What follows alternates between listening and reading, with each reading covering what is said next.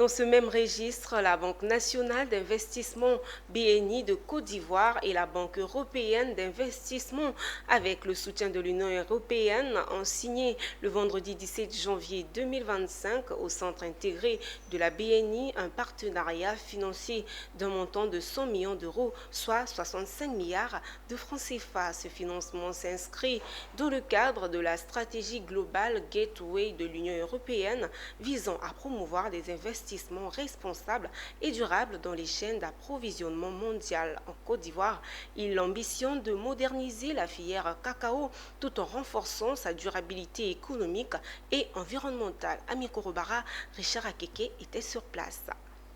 Signature, poignée de main entre le directeur général de la Banque nationale d'investissement de Côte d'Ivoire, Youssouf Fadiga, et Ambroise Fayol, vice-président de la Banque européenne d'investissement, pour concrétiser ce partenariat. 100 millions d'euros, soit 65 milliards de francs CFA. C'est le montant de cette convention qui vise des objectifs clairs de part et d'autre par les parties signataires. Alors il faut dire que depuis un certain temps, les autorités ivoiriennes sont engagées dans une politique de durabilité, de financement de l'économie durable. Et comme vous le savez, le secteur de l'agriculture est un secteur extrêmement important pour l'État de Côte d'Ivoire. Et comme vous le savez très bien, le feu Félix Houphouët-Boigny avait dit que l'avenir de ce pays repose sur l'agriculture. Et au cœur de l'agriculture, on a le cacao. Et cette politique vise justement à faire en sorte que toute la politique de durabilité soit déclinée aussi au niveau du secteur du cacao. Et notre partenaire, en l'occurrence du jour, la Banque européenne d'investissement a également une politique extrêmement importante dans le secteur. Vous savez que l'Union européenne est un des marchés les plus importants pour le cacao.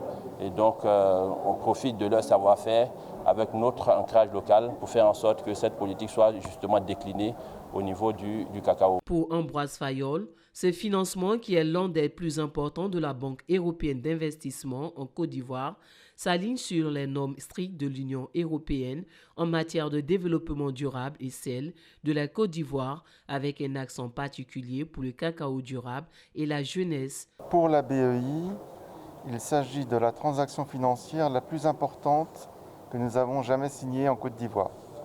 Donc 100 millions d'euros, c'est un montant très important et on est très fiers de pouvoir le faire avec la BNI, compte tenu de l'objectif de ce projet qui est parfaitement en ligne avec les priorités européennes. Et c'est mon deuxième point.